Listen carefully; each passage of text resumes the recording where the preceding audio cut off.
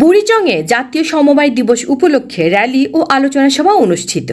সাম্য ও সমতায় দেশ গড়বে সমবায়, এই প্রতিপাদ্য আলোকে বুড়িচং উপজেলা প্রশাসন ও সমবায় দপ্তরের উদ্যোগে জাতীয় সমবায় দিবস উপলক্ষে র্যালি ও আলোচনা সভা অনুষ্ঠিত হয়েছে।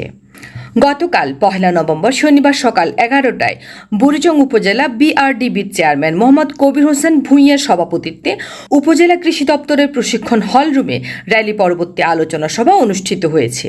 আলো সঞ্চয় ও ঋণদান সমবায় সমিতির প্রধান নির্বাহী আশিস চন্দ্র এর পরিচালনায় আলোচনা সভায় বিশেষ অতিথি হিসেবে উপস্থিত ছিলেন উপজেলা সমবায় অফিসার মোহাম্মদ মীর হোসেন, উপজেলা বিআরডিবি কর্মকর্তা মোহাম্মদ রাসেল সারোয়ার।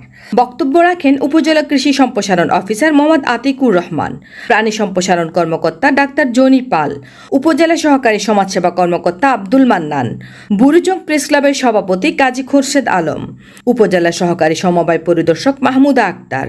এ সময় উপস্থিত ছিলেন সাবেক উপজেলা সমবায় কর্মকর্তা শহীদুল হক, আনসার বিডিপি কর্মকর্তা আজহার, বাজার ব্যবসায়ী সমিতির সভাপতি মোহাম্মদ জাহাঙ্গীর আলম, সহসভাপতি মোহাম্মদ সাইফুল ইসলাম, গ্রাম আদালতের উপজেলা সমন্বয়কারী মোশাররফ হোসেন, বিএনপির বুড়িচং উপজেলা প্রচার সম্পাদক নাজির মাহমুদ ভূঁইয়া নসির, বুড়িচং অগ্রণী দুগ্ধ সমবায় সমিতির সভাপতি গিয়াসউদ্দিন, সমবায় মোহাম্মদ আবুল বাশার, শফিকুর রহমান। আলোচনাপূর্বক একটি বর্ণাঢ্য র্যালি উপজেলার প্রধান সড়ক প্রদক্ষিণ করে।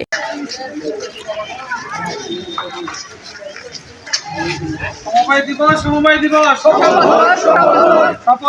সফল হোক অন্যতম সমবায় দিবস সফল হোক সমবায় দিবস